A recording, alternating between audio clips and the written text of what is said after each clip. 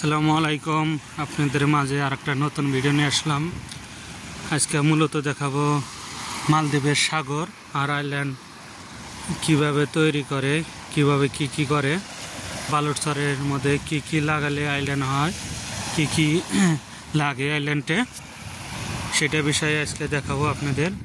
আর মালদ্বীপের আইল্যান্ডের পাশ দিয়ে কিন্তু পুরা সাগর, চারটো সাইড দিয়ে খালি সাগর, সেটাই দেখানোর জন্য আমি আজকে ভিডিওটা দেখাবো আপনাদের। পুরা ভিডিওটা দেখবেন, ভালো লাগলে লাইক, সাবস্ক্রাইব, কমেন্ট করবেন। তো কথা আর না বাড়াই, আপনাদের দেখাই আইল্যান্ডের চারটো সাইড দিয়ে দেখেন পুরা কিন্তু ওই সাগর। আর আইল্যান্ডের সাইড দিয়ে ভাই প্রথম পাথর নিয়ে আসার পর পাথর বসায় না বসালে কিন্তু ভাই দেখেন কিরকম ঢেউ, তো মাটি পুরা ঢেউ নিয়ে যাবে। সেই জন্যে ভাই পাথর বসায়, না বসালে কিন্তু দেখা যায় বালু থাকবে না, পানির সাথে ধুয়ে যাবে। অনেকেই জিজ্ঞাসা করে ভাই মালদ্বীপ কি মাটি না বালি না কি কি?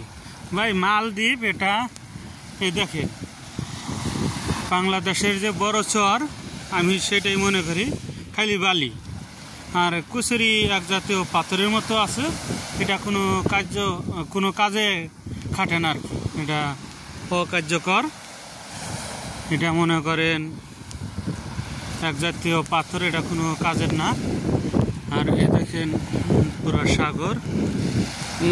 এটা নতুন রিসোর্ট তৈরি হবে, রিসোর্ট বলে কেউ, আইল্যান্ড বলে, যে যেটা বলে, এটা কেবল চালু হয়েছে। এই যে পাথর আয়না থইছে। তো অনেকে জিজ্ঞাসা করে ভাই এই চলতি রিসোর্টে কি কেবল যে আইল্যান্ড তৈরি করতেছে, রিসোর্ট তৈরি করতেছে, এটা কি কাজ? এটাই মূলত কাজ এখন ভাই প্রথমে পাথরের কাজ পরে আর কি। প্রথম বালু কাটে, ডেজার্ট দিয়ে বালু কাটার পর তারপরে কি করে, হাইমা আছে, বেগু আছে, লোডার আছে, না দিয়ে মনে করে মাটি চারটো সার দিয়ে সমান করে না, তারপরে বস্তা বসানোর পর তারপরে মনে করেন জিওট্যাক্স আছে, জিওট্যাক্স বসানোর পর তারপরে পাথর বসানোর পর তারপরে মনে করেন যে কোনো কাজই করুক, বিল্ডিং ওঠায় আর ছোট ছোট ঘর বানায়, যেটাই করে করবে, রেস্টুরেন্ট বানায়, যেটাই করে আর কি করবে। মালদ্বীপ বেশি বড় আইল্যান্ড না, দেখা যায় যে বাংলাদেশের 100 ডিসিম, 150 ডিসিম, 500 ডিসিমের মধ্যে একটা করে আইল্যান্ড বানায়। এই আইল্যান্ডের কাজ মূলত এইগুলাই। ভাই লেবারের কাজ কি?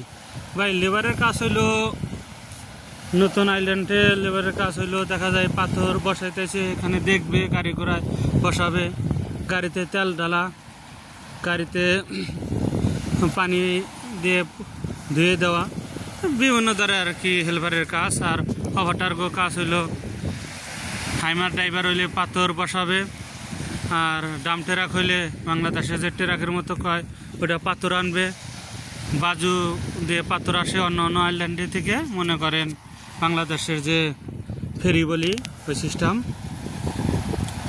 তো আমি আপনাদের দেখাইলাম। তো ভালো থাকেন, আল্লাহ হাফেজ। আগামী ভিডিওতে ফেরাও দেখা হবে।